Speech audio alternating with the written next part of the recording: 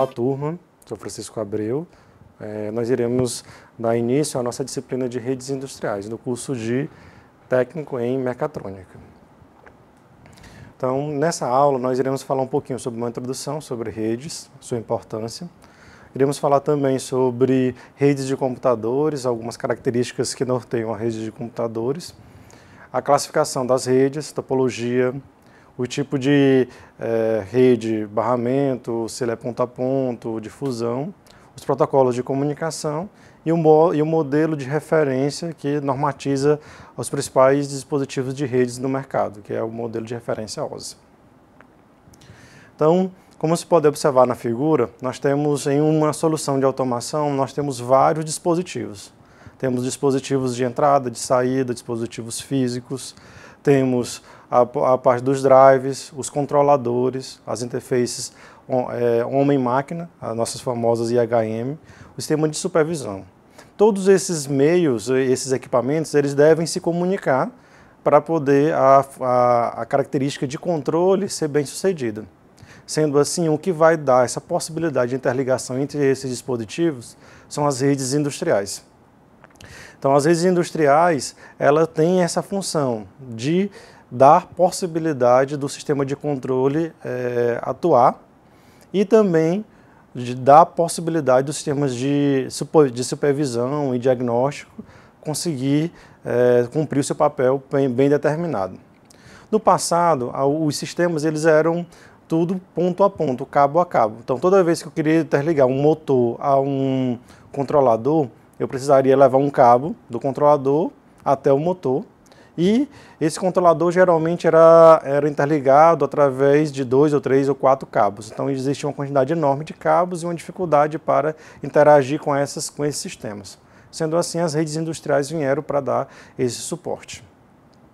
Então, como nós já sabemos com relação ao sistema de automação, nós temos uma pirâmide que vai direcionar desde o sistema do topo da pirâmide, que são os sistemas gerenciais, até os dispositivos de campo. Todos esses dispositivos eles têm que se comunicar. E uma forma de se comunicar é através dos protocolos. Então, como podemos observar na figura, no nível de planta, nós temos geralmente o protocolo mais comum, utilizado no dia a dia, que é o protocolo ou o meio de comunicação internet, TCP. Essa internet que nós já conhecemos no nosso dia a dia, que dá a possibilidade da utilização até dessa aula nesse canal. No nível de controle, que é onde nós temos os controladores, que entre o mais comum que nós temos são os controladores lógicos programáveis, os CLPs, nós temos também a presença do protocolo internet industrial, mas associado a ele nós temos também os protocolos Profibus, que é o que vai ser o objetivo das nossas aulas, propriamente dito aqui.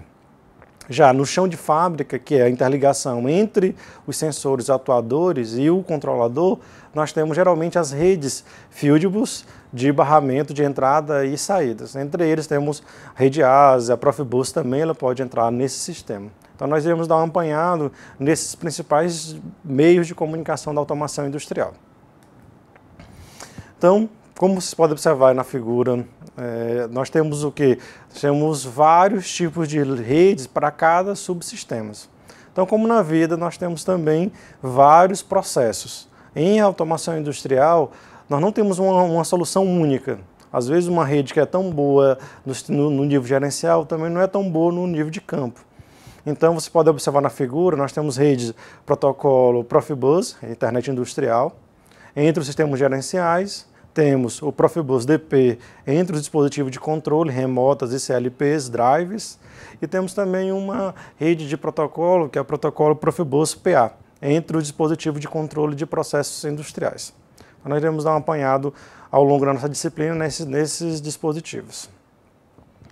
Então, as redes de computadores. Nossas redes de computadores, ela tem como principal característica, toda vez que eu tenho dois computadores ou dispositivos interligados entre si, ou também interligados através de um supervisório ou de um servidor, nós temos redes industriais. Então, toda vez que você comunica lá na sua casa, o Wi-Fi, entre o seu computador, o seu PC ou o computador, nós temos uma rede industrial. Na nossa casa, nós já temos uma grande facilidade com relação à impressão, a gravar arquivos em nuvens, dentre outros. Então, em automação também nós iríamos utilizar uma característica dessa característica.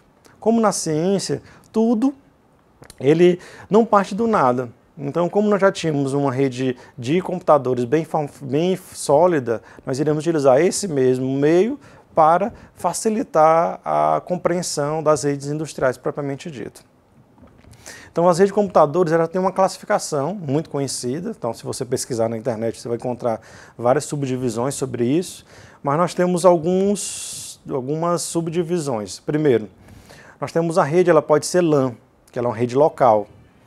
Então, um exemplo clássico disso é quando você tem o seu computador interligado a um celular via Bluetooth. Bluetooth é uma rede pequena, de baixo alcance, e ela tem já essa característica aí, que ela é uma rede LAN. A rede CAN já é uma rede um pouco maior, geralmente de um prédio, de uma área, de um campus. Então, o campus do IFP já tem uma definição aí. Então, no caso, a gente até brinco muito com meus alunos que definem que a rede CAN é como se fosse a nossa rede Wi-Fi de cada dia, onde nós temos a nossa casa, temos os prédios, onde eles estão interligados vários dispositivos. Nós temos a rede MAN, que já ela abarca uma cidade, uma área bem considerável, e a WAN, que já é uma de longa distância, acima de 500 quilômetros. Então, as redes elas têm essas subdivisões, já facilita algumas definições. Uma outra definição interessante ou importante nas redes de comunicação é o tipo de topologia. Existe basicamente, tem mais, mas as mais comuns são a rede ponto a ponto e a rede de difusão. Na rede ponto a ponto, nós temos como principal característica que a informação ela vai ter que passar por cada um dos nós da rede de comunicação. Como exemplo, se a rede de comunicação, você fizer uma rede de comunicação na sua casa, entre o celular, o seu PC ou o roteador, se ela fosse ponto a ponto, a comunicação ia de cada dispositivo. Isso acaba tem as suas vantagens e algumas desvantagens. Nós temos os principais tipos de rede arquitetura. Estrela, como podemos observar na figura, o item A. Temos o anel, a árvore, mar regular, mar irregular. E ela tem toda uma ciência envolvida na organização desses dispositivos. Ela tem algumas vantagens sobre as redes que nós iremos ver mais à frente, mas tem como principal dificuldade, às vezes, o roteamento, definir qual é o melhor caminho de cada um desses dispositivos. Contrapartida, nós temos também a rede de difusão, onde nós temos uma linha de comunicação compartilhada por todas as estações. O destinatário ele precisa ser identificado através de um endereço e temos uma arbitragem de acesso. Então, deve ter um algoritmo para determinar como cada laço ou cada equipamento ele vai se comunicar nessa rede. Na automação industrial, a principal rede ou a principal arquitetura que nós estamos utilizando é a rede de difusão, como nós vamos ver na Profibus, na Profinet, mais à frente, com o objetivo das nossas próximas aulas. Então, como todo processo de comunicação, além da sua arquitetura, nós precisamos também definir alguns parâmetros. Assim como você vai, às vezes, conversar com o seu colega, nós temos que definir qual é o meio, temos que ter um canal, temos que ter algumas características para normatizar essa comunicação, para poder não ter ruídos. Nós temos os protocolos. O que é um protocolo? O protocolo é como se fosse um acordo entre empresas que definem como deve ser a comunicação, para diminuir problemas. Os protocolos, eles têm alguma definição. Eles definem o tipo de ligação, o comprimento, o tipo de conectores, o modo de acesso ao meio, o tamanho de pacotes, o encaminhamento, detecção e correção de erro, retransmissão, dentre outros. É um acordo entre dispositivos ou entre fabricantes para poder dar a possibilidade de uma comunicação mais eficiente, que é o que nós iremos ver os demais protocolos, utilizando como base essa nomenclatura. Então, nós vimos em seguida o modelo OSI.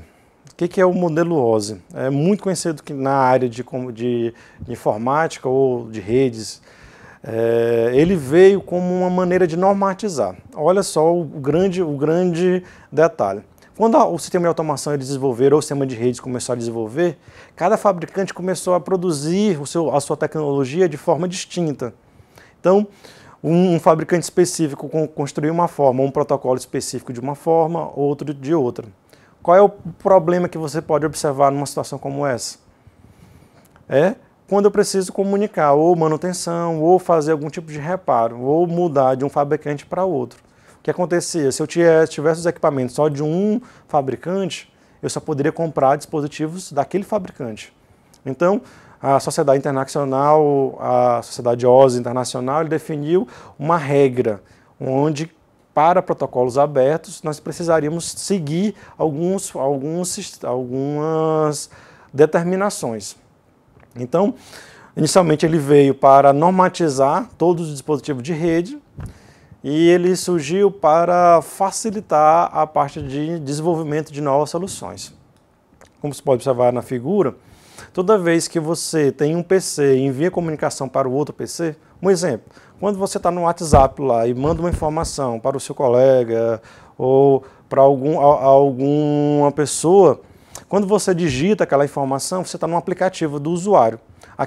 Aquela informação do aplicativo, ele passa pela placa de rede do seu celular ou do seu computador, mas ele tem toda uma formatação, um sistema de envelopamento.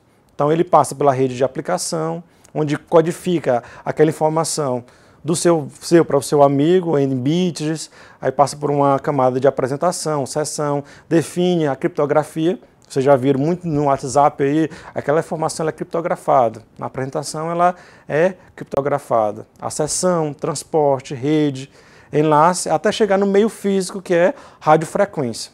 Então, aquela informação ela é toda codificada em nomes binários e envia em rede radiofrequência pelo sinal do seu celular até chegar no notebook ou no WhatsApp do seu colega. Lá, aquela informação ela é decodificada, ela chega na camada física, volta para enlace, rede, transporte, até chegar na aplicação onde essa informação ela é apresentada para você.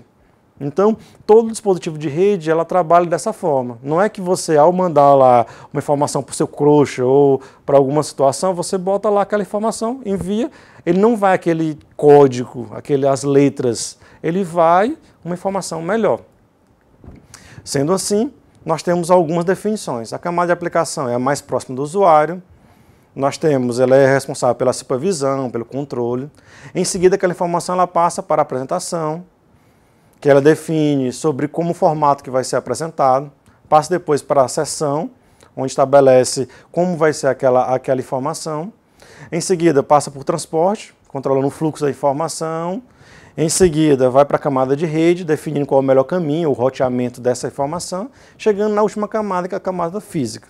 Então, nós vamos ver que em automação industrial nós temos também todas essas informações e os fabricantes têm que seguir essa determinação. Okay?